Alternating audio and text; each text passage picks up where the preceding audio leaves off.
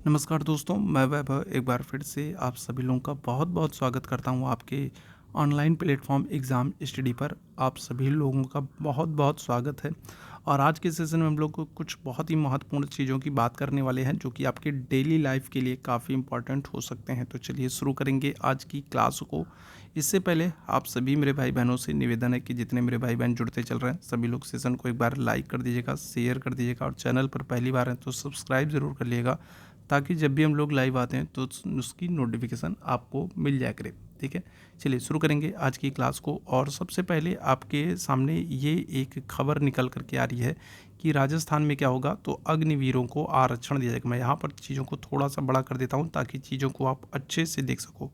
तो देखो यहाँ पर अगर हम लोग बात कर रहे हैं तो अग्निवीर व्यवस्था को लेकर के काफ़ी सवाल उठाए जा रहे थे कि 4 साल बाद इनका क्या होगा, 4 साल बाद इनको निकाल दिया जाएगा, फिर ये कहाँ जाएंगे, क्या करेंगे। तो ऐसे में बढ़ते विवाद को देखते हुए जो सरकार है, अब अलग अलग जो राज्य सरकार है, तो उन्होंने इनके लिए अग्निवीरों के लिए प्रावधान करने की बात की है। आप यहाँ पर देख सकते हो। तो अगर हम लोग बात करेंगे तो क्या हो जाएगा, तो राजस्थान राजस्थान और अरुणाचल प्रदेश, ठीक है, राजस्थान और अरुणाचल प्रदेश की जो सरकार है, इन्होंने अग्निवीरों को क्या कर दिया है, आरक्षण देने की बात कर दी है। ठीक है, कौन कौन से हैं, तो अगर हम लोग बात करते हैं तो राजस्थान हो गया, ठीक है, कौन है, तो राजस्थान हो गया। इसके अलावा अगर हम लोग बात करेंगे किसकी, अरुणाचल प्रदेश, तो इन दो राज्य सरकारों ने क्या कर दिया है, तो घोषणा कर दी है भाई कि हम अपने यहाँ अग्निवीरों को क्या करेंगे, अलग से आरक्षण देंगे, उनको बिल्कुल परेशान होने की ज़रूरत नहीं है। ठीक है, और ये अच्छी खबर भी है। अगर हम लोग वहीं दूसरी तरफ बात करें तो अरुणाचल प्रदेश और राजस्थान के अतिरिक्त अगर हम लोग बात करते हैं और कौन कौन से राज्य हैं जिन्होंने इस तरीके की घोषणा की है, तो उसमें आप देख सकते हो, आप क्या है, तो मध्य प्रदेश है, उत्तर प्रदेश, ठीक है, मध्य प्रदेश का भी नाम है। इसके अलावा अगर हम लोग बात करेंगे किसकी, उत्तर प्रदेश की भी नाम है। इसके अलावा अगर हम लोग बात करेंगे तो क्या हो जाएगा, तो गुजरात का भी नाम है, उड़ीसा का भी नाम है, ठीक है, उड़ीसा का भी नाम है, गुजरात हो गया, उड़ीसा हो गया, और छत्तीसगढ़ की जो सरकार है, ठीक है, किसकी, तो छत्तीसगढ़ की जो सरकार है वो क्या है, तो इन सभी राज्य सरकारों ने क्या कर दिया है, तो अग्निवीरों को आरक्षण देने की बात कर दी। तो ये एक अच्छी बात है, ठीक है, कि अग्निवीरों को क्या होगा, आरक्षण मिलेगा। तो जो अभी तक जो विवाद की स्थिति थी कि 4 साल बाद अग्निवीरों का क्या होगा, तो उनके लिए एक अच्छी खबर है कि उनको रिजर्वेशन दिया जा रहा है। ठीक है, अग्निवीर 4 साल कंप्लीट होने के बाद उनको रिजर्वेशन दिया जाएगा। अच्छा, यहाँ पर एक बात और समझिएगा, यहाँ पर ध्यान दीजिएगा। तो अगर हम लोग उड़ीसा की बात करेंगे तो उड़ीसा के सीएम है मोहन चरण मांझी, ठीक है, उड़ीसा के सीएम है मोहन चरण मांझी। और इन्होंने तो ये कह दिया है कि हम अग्निवीरों को क्या करेंगे, 10% तक आरक्षण देंगे। ठीक है, क्या करेंगे, तो हम, ठीक है, हम क्या करेंगे, अग्निवीरों को 10% तक आरक्षण देंगे। ठीक है, वहीं छत्तीसगढ़ के अगर हम लोग सीएम की बात करेंगे तो इन्होंने कहा कि राज्य पुलिस आरक्षक, जेल प्रहरी और वन रक्षक में भी क्या किया जाएगा, अग्निवीरों को भर्ती किया जाएगा। हरियाणा राज्य सरकार की अगर हम लोग बात करें, देखो एक और नाम जुड़ रहा है यहाँ पर, अगर हम लोग बात कर लेंगे किसकी, हरियाणा की बात कर लेंगे, तो हरियाणा राज्य सरकार ने भी क्या कर दिया है कि हम 10% तक क्या करेंगे, अग्निवीरों को आरक्षण देंगे। ठीक है, अग्निवीरों को क्या करेंगे, तो आरक्षण देंगे। इसके अलावा अगर मेरे भैया बात करेंगे तो यहाँ पर आप देख सकते हो केंद्र सरकार ने तो पहले ही घोषणा कर दी है कि बीएसएफ हो गया, ठीक है, इसके अलावा सीआईएसएफ हो गया, ठीक है, सीआरपीएफ हो गया, और आईटीबीपी में अग्निवीरों को क्या होगा, 10% आरक्षण दिया जाएगा। तो जितने मेरे भाई अग्निवीर में सेलेक्ट हो रहे हैं या अग्निवीर की तैयारी कर रहे हैं तो उनके लिए एक अच्छी खबर है। ठीक है, बिल्कुल निराश होने की ज़रूरत नहीं है। इसी से संबंधित दूसरी खबर की तरफ चलते हैं। तो एक और आप खबर देखोगे, यहाँ पर आपको देखोगे कि, ठीक है, उत्तर प्रदेश के मुख्यमंत्री अखिलेश यादव जी का बयान है। अखिलेश यादव जी ने कहा है कि अगर उनकी सरकार आती है 2027 में, अगर वो सत्ता में आते हैं तो वो क्या कर देंगे, तो वो अग्निवीर योजना को ही समाप्त कर देंगे। ठीक है, क्या कर देंगे, तो अग्निवीर योजना को ही समाप्त कर देंगे। अब यहाँ पर थोड़ा सा सोचने वाली बात है। ठीक है, देखो एक तरफ तो सरकार क्या कर रही है, सरकार एक तरफ तो आरक्षण दे रही है, ठीक है, क्या कर रही है सरकार, एक तरफ रिजर्वेशन दे रही है। तो ऐसे में जो मेरे भाई अग्निवीर की तैयारी करेंगे तो मैं उनके लिए कहना चाहूँगा कि बेहतर है कि आप अग्निवीर की तैयारी करें, और राज्य सरकारें आरक्षण भी दे रही हैं तो आपके लिए बेहतर अवसर भी निकल करके सामने आएंगे। अब रही बात अखिलेश यादव जी की, तो जब सरकार आएगी और वो इस तरीके का कोई कदम उठाएंगे तब देखा जाएगा। ठीक है, अगर वो योजना समाप्त कर देते तो बात ही अलग है। तो देखिए यहाँ पर अखिलेश यादव जी की बात है। अखिलेश यादव जी ने कहा है कि सत्ता में आते ही क्या करेंगे, 24 घंटे के भीतर अग्निवीर योजना को रद्द कर दिया जाएगा। ठीक है, अग्निवीर जो है ये अल्पकालिक सेवा है और ये क्या होगा, तो ये जो देश के सैनिक हैं, ठीक है, उनकी सुरक्षा से समझौता करने वाली है, सैनिकों के भविष्य से खिलवाड़ करने की बात है। और अगर हमारी सरकार आती है तो हम क्या करेंगे, इसको 24 घंटे के भीतर जो है रद्द कर देंगे और ठीक है पुरानी भर्ती को फिर से बहाल करेंगे। तो ये बात कही है किसने, तो अखिलेश यादव जी ने कही है, ठीक है। इसके अलावा अगर हम लोग बात करेंगे, ठीक है, आगे चलते हैं, तो ये दो चीज़ें आप लोगों के लिए महत्वपूर्ण है कि रद्द करने की बात की गई है, लेकिन अभी ऐसा कुछ नहीं है। जब सरकार बनेगी तब का तब देखा जाएगा कि क्या आगे होता है। लेकिन फ़िलहाल अभी अच्छी खबर तो आप लोगों के लिए यही है कि जो है धीरे धीरे करके सारे जितने भी राज्य हैं, सभी राज्य क्या कर रहे हैं, तो अग्निवीरों को 10% तक आरक्षण देने की बात कर रहे हैं। तो ये एक अच्छी खबर है, ठीक है। चलिए आगे बढ़ेंगे, अगली खबर की बात करेंगे। तो देखो चुनाव जो चयन आयोग है, तो वहाँ पर अभ्यर्थियों ने जो है 69,000 शिक्षक भर्ती के लिए मांग की है, ठीक है। तो ये एक बहुत ही इम्पॉर्टेंट न्यूज़ है आपके लिए, ठीक है। ये क्या होगा, तो ये एक बहुत ही इम्पॉर्टेंट न्यूज़ है कि चयन आयोग पर अभ्यर्थियों ने क्या किया है, तो 69,000 प्राथमिक शिक्षक भर्ती की मांग की है, ठीक है।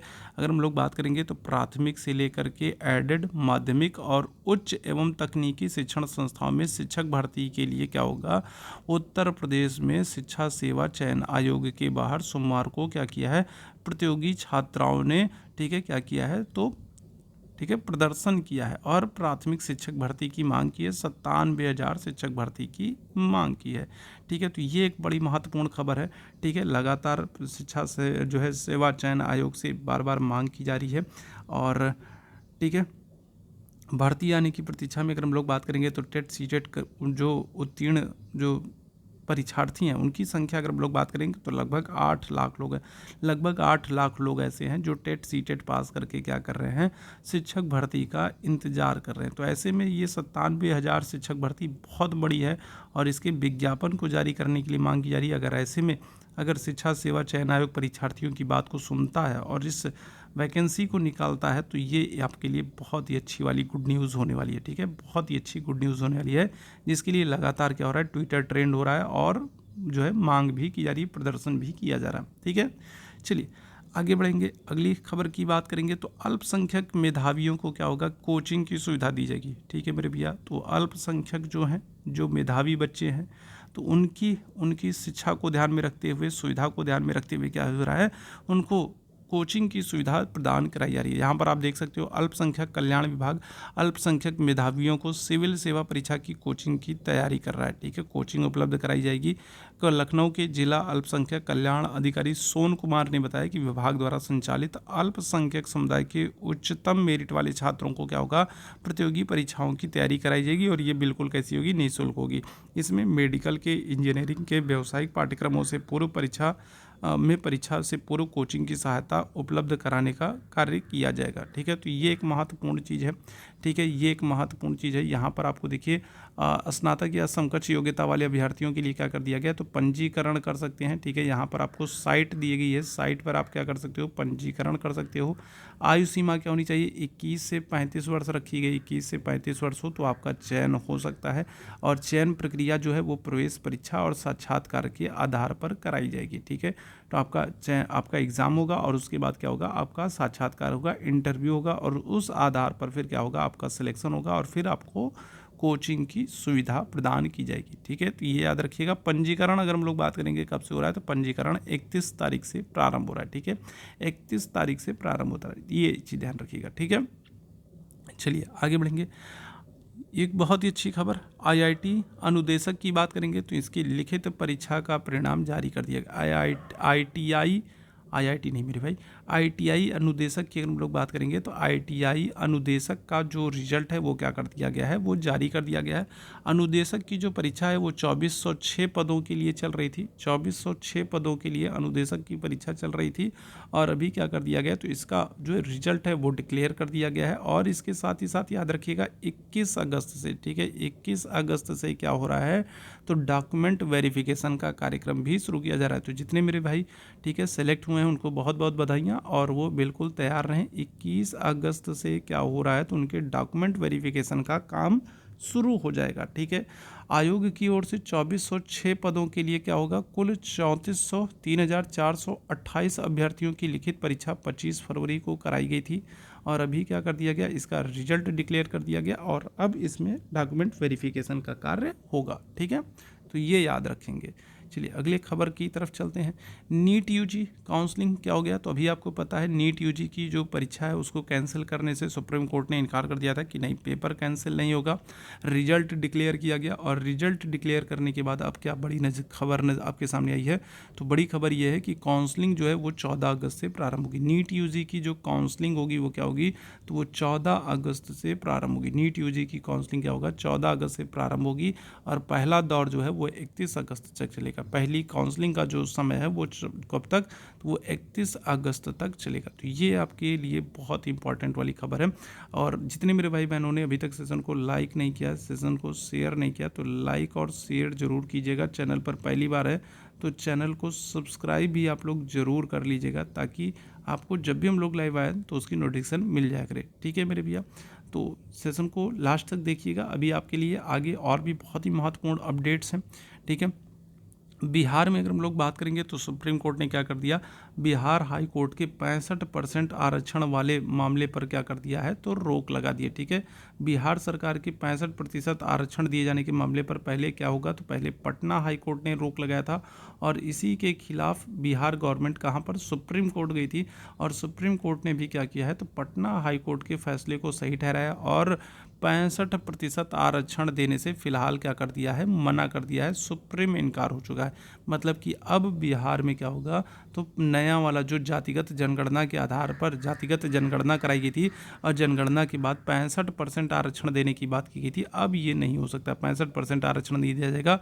पुरानी वाली जो मेरिट है 50% वाली जो मेरिट थी उसी पर क्या होगा, उसी पर सिलेक्शन होगा, उसी पर भर्ती प्रक्रिया को आगे बढ़ाया जाएगा। तो ये एक अच्छी खबर है, महत्वपूर्ण खबर है। ठीक है, चलिए आगे बढ़ेंगे। वित्तीय सक्षमता परीक्षा की अगर हम लोग बात करेंगे तो बिहार विद्यालय परीक्षा समिति के द्वारा जो बिहार विद्यालय विशिष्ट शिक्षक नियमावली 2023 के नियम 4 के अंतर्गत जो सक्षमता परीक्षा कराई जा रही थी वो कब होगी, तो वो मेरे भैया 23 अगस्त को होगी। सक्षमता परीक्षा कब होगी, 23 अगस्त को होगी और ये क्या होगा, कंप्यूटर आधारित CBT कंप्यूटर बेस्ड टेस्ट होगा। ठीक है, क्या होगा, जो ये सक्षमता परीक्षा 23 अगस्त को होने वाली है ये क्या होगा, तो ये कंप्यूटर बेस्ड टेस्ट होगा। ठीक है, ऑनलाइन टेस्ट होगा, ध्यान रखिएगा, कंप्यूटर पर ये परीक्षा कराई जाएगी। कब होगी, 23 अगस्त को होगी। ठीक है, स्नातक में मनचाहे कोर्स में प्रवेश ले सकेंगे विद्यार्थी, ये बहुत अच्छी खबर है, ये बहुत अच्छी खबर है। अभी तक क्या होता था, अभी तक बच्चों में बड़ी कन्फ्यूज़न होती थी। ठीक है, कि क्या करें, कौन सा सब्जेक्ट ले सकते हैं कि नहीं ले सकते हैं। तो CUT की अगर हम लोग बात करेंगे, कॉमन यूनिवर्सिटी एंट्रेंस टेस्ट की अगर हम लोग बात करेंगे तो प्रयागराज के जरिए ठीक है क्या कर दिया गया, निर्धारित कर दिया गया कि स्नातक में आप क्या कर सकते हैं, मनचाहे कोर्स में प्रवेश ले सकते हैं। ठीक है, स्नातक पाठ्यक्रमों में प्रवेश लेने वाले छात्र छात्राओं में अच्छी खबर है। स्नातक में छात्र मनचाहे कोर्स में प्रवेश ले सकेंगे। मुख्य डोमेन विषय के अंक को शून्य मानकर छात्रों की मेरिट बनाई जाएगी। भाषा और सामान्य अध्ययन की मेरिट पर सभी कोर्स में प्रवेश ले सकते हैं। तो ये एक बहुत अच्छी खबर है। ठीक है, ये बहुत अच्छी खबर है। चलिए तो आगे बढ़ेंगे, अगली खबर की बात करेंगे। अगली जो खबर है, छात्र कल्याण और कर्मयोगी छात्रवृत्ति योजना की शुरुआत की गई है, आवेदन शुरू हो गया है। तो अगर हम लोग बात करते हैं, लखनऊ यूनिवर्सिटी के द्वारा छात्र कल्याण कोष और शोध मेधा योजना के लिए आवेदन आरंभ कर दिए गए हैं। ठीक है, और क्या होगा, और जो छात्र छात्राएं वह शोधार्थी मतलब रिसर्च स्कॉलर जो 12 अगस्त तक क्या कर सकते हैं, आवेदन कर सकते हैं। ठीक है, क्या कर सकते हैं, तो 12 अगस्त तक इसकी डेट है, 12 अगस्त तक आवेदन कर सकते हैं। छात्र कल्याण और स्कॉलरशिप योजना, कर्मयोगी स्कॉलरशिप योजना की शुरुआत की गई किसके लिए, तो जो छात्र छात्रा हैं उनके लिए और साथ ही साथ जो रिसर्च स्कॉलर है उनके लिए इस योजना की शुरुआत की गई है। 12 अगस्त तक वो क्या कर सकते हैं, आवेदन कर सकते हैं। ठीक है, तो ये भी एक अच्छी खबर है। आगे बढ़िएगा। अच्छा, ये तो हो चुका। ठीक है, अगर हम लोग बात करेंगे उत्तर प्रदेश में, तो उत्तर प्रदेश में अभी क्या हो गया है, तो अभी धर्म परिवर्तन कराने वालों के लिए सख्त कानून बनाने की बात हुई है और क्या कर दिया गया, अब नया प्रावधान कर दिया गया है कि अब क्या होगा, अब उम्र कैद की सजा होगी। ठीक है, यूपी में अगर गलत तरीके से जो लव जिहाद आपने सुना होगा कि जो लव जिहाद चल रहा था, ठीक है, गलत तरीके से या झूठी पहचान बता करके शादी कर लेते थे और फिर क्या होता था, धर्म परिवर्तन कराते थे। तो अगर अब इस तरीके की स्थिति आती है तो क्या होगा, तो उस कंडीशन में आपको उम्र कैद की सज़ा दी जाएगी। तो ये अब की बार बहुत कड़े प्रावधान किए गए हैं ताकि इस तरीके की चीज़ों को या फिर लव जिहाद पर क्या किया जा सके, अंकुश लगाया जा सके।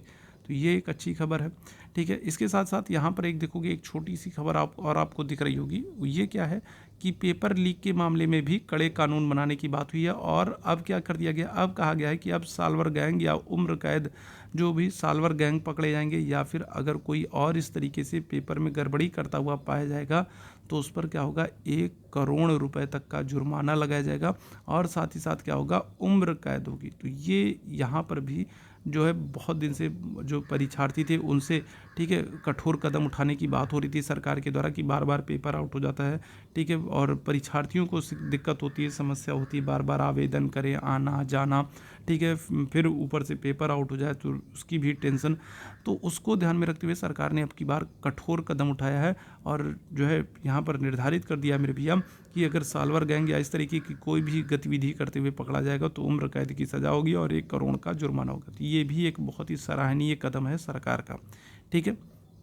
चलिए, तो यहाँ पर भी देखिए, यहाँ पर भी वही बात है कि नाबालिगों के धर्मांतरण पर क्या होगा, रोक लगेगी और जो गलत तरीके से या नाबालिगों के पहला फुसलाकर या फिर लव जिहाद के नाम पर जो धर्मांतरण करते हैं तो उनके लिए उम्र कैद की बात की गई है, उम्र कैद होगा, ठीक है। तो ये कठोर कदम है जिससे इस पर अंकुश लगाया जा सकेगा। यहाँ पर बात करेंगे, देखिए ये एक खबर जो है, जो ईमानदारी से मेहनत करने वाले हैं, जो परीक्षार्थी हैं, उनके लिए निराश करने वाली खबर है, जो ईमानदारी से काम करते हैं। आप देखोगे यहाँ पर क्या है, इंटरव्यू लिस्ट में नाम ही नहीं है लेकिन फिर भी 2 अभ्यर्थियों का असिस्टेंट प्रोफेसर के पद पर चयन हो गया। फिलहाल अभी ये पूरी प्रक्रिया जांच के दायरे में है कि कैसे ये घटना हुई, ठीक है। अभी फ़िलहाल ये पूरी जो प्रक्रिया है ये जांच के दायरे में है कि कैसी ये घटना हुई कि इंटरव्यू में जो लिस्ट में जो है नाम नहीं है और फिर भी असिस्टेंट प्रोफेसर के पद पर चयन हो गया, ये कैसे हुआ। तो अभी फ़िलहाल इस पर जांच हो रही है, जांच प्रक्रिया में है। लेकिन कहने का मतलब ये है कि ये एक थोड़ा सा निराश करने वाली बात है। जो बच्चे ईमानदारी से तैयारी करके एक एक कदम चढ़ते हुए ऊपर ऊपर पहुँचते हैं, सफलता की सीढ़ियों पर चढ़ते हैं, और उनको जब पता चले कि इस तरीके की स्थिति हो रही है कि जो इंटरव्यू लिस्ट में जिनका नाम भी नहीं है और उनको असिस्टेंट प्रोफेसर के पद पर चुन लिया गया है, तो उनको एक थोड़ा सा निराशा होती है, मन टूटता है और पढ़ाई से मन भी विमुख हो जाता है। तो ये थोड़ा सा निराश करने वाली बात है। हालांकि अच्छी बात ये है कि यहाँ पर क्या हो रहा है, तो यहाँ पर पूरा जांच की बात कही गई है, जांच की जाएगी इस पूरी प्रक्रिया की और निष्पक्ष तरीके से इस वैकेंसी को क्लियर कराया जाएगा, इसकी बात की गई है। तो ये अच्छी बात है, बिल्कुल इसकी जांच भी होनी चाहिए। अगर ऐसे होता रहेगा तो फिर जो मन लगा करके पढ़ने वाले अच्छे मेहनती ईमानदार जो परीक्षार्थी हैं तो उनके लिए जो है ये न्यूज़ अच्छी नहीं है, ठीक है। तो उनका विश्वास उठ जाएगा, तो उनका विश्वास बना रहना चाहिए। तो इसके लिए इसकी निष्पक्ष जांच होनी चाहिए और जो कि होगी भी, जिसकी बात कही गई है, ठीक है। तो ये आज का महत्वपूर्ण सेशन था। हम लोगों ने कई सारे महत्वपूर्ण अपडेट्स के बारे में बात किया है। उम्मीद है सेशन आप लोगों को पसंद आया होगा। सेशन पसंद आया हो तो सेशन को लाइक और शेयर जरूर कर दीजिए। चैनल पर पहली बार है तो सब्सक्राइब भी जरूर कर लीजिएगा। अभी के लिए हम लोग बस इतना ही करेंगे। थैंक यू सो मच, आप सभी मेरे भाई बहनों को मेरे साथ जुड़ने के लिए। Thank you so much.